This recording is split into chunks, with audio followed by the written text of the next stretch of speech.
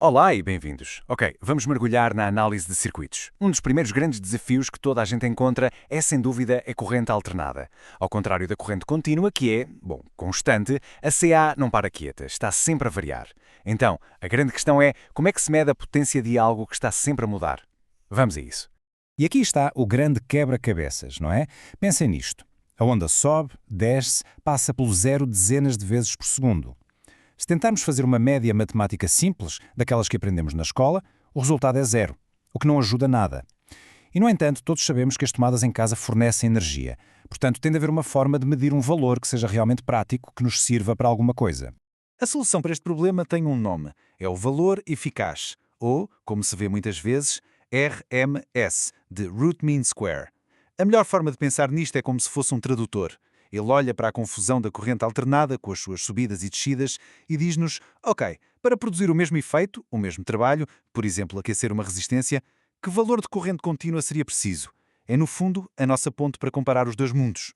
E a chave para entender isto tudo é mesmo esta analogia do calor. A corrente contínua é super previsível, é como uma mangueira a deitar água com um fluxo sempre igual. Já a corrente alternada pulsa, é como se alguém estivesse a abrir e a fechar a torneira muito depressa. O valor RMS responde a uma pergunta muito direta. Que fluxo constante de corrente contínua seria preciso para aquecer um componente exatamente da mesma maneira que este fluxo pulsante da corrente alternada o faz? É tudo sobre o efeito equivalente. E isto leva-nos a um número que a maior parte das pessoas conhece. Quando se pega num multímetro e se mede uma tomada doméstica, por exemplo, em Moçambique, é este o valor que aparece. 220 volts. Mas é fundamental perceber o que este número significa. Este é o valor RMS, é o valor de trabalho, a tal média útil para calcularmos a potência. Mas atenção, esta não é, nem de longe, a história completa. Porque o valor de pico real daquela onda de 220 VRMS é, na verdade, este. Anda perto dos 311 volts. E é aqui que se percebe porque é que este conceito é tão, mas tão crítico em engenharia. O isolamento dos cabos, os componentes que se escolhem, tudo tem de ser projetado para aguentar o pico de 311 volts e não apenas os 220 V eficazes. É uma diferença enorme que separa um sistema seguro de um autêntico desastre. Muito bem. Até agora falámos da tensão como uma onda a solo, mas num circuito a sério, a potência é o resultado da tensão e da corrente. Isso quer dizer que, na realidade, temos duas ondas a acontecer ao mesmo tempo. E como vamos ver, elas nem sempre dançam exatamente no mesmo ritmo. No cenário mais simples de todos, num circuito que tenha apenas resistências, como o aquecedor elétrico, as duas ondas são parceiras de dança perfeitas. Atingem o pico exatamente ao mesmo tempo, passam pelo zero ao mesmo tempo, estão em perfeita sincronia. Tecnicamente, dizemos que estão em fase. Mas a maioria dos circuitos do mundo real não é assim tão simples. Tem motores, que têm bobinas lá dentro, ou têm condensadores. Estes componentes, que chamamos de reativos, vêm estragar a dança. Eles fazem com que uma das ondas se atrase ou se adiante um bocadinho em relação à outra. A dança perfeita acaba. Elas ficam desfasadas. E claro que precisamos de uma forma de medir este desalinhamento. O nome que se dá a isto é defasagem. É basicamente o ângulo que nos diz o quão adiantada ou atrasada está uma onda em relação à outra. Representa-se pela letra grega φ e podemos pensar nela como a distância angular entre os nossos dois dançarinos fora de ritmo.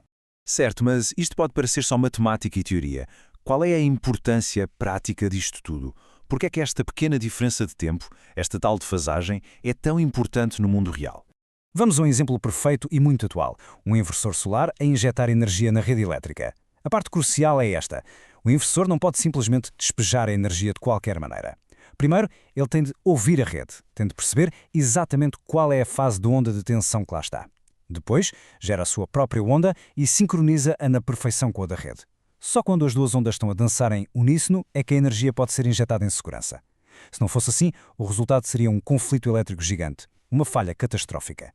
Gerir a fase, aqui, é uma questão de segurança.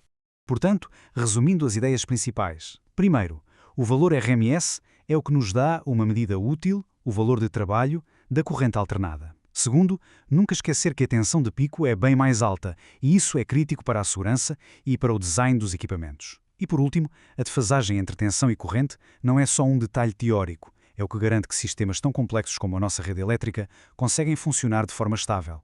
Tudo isto é fascinante, mas como se pode imaginar, fazer estes cálculos todos usando senos e cossenos pode dar bastante trabalho.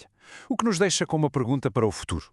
Será que não há uma ferramenta matemática mais elegante, mais direta, para lidar com estas ondas todas desfasadas? A resposta é que sim, há. E é isso que nos leva direitinhos ao nosso próximo tema.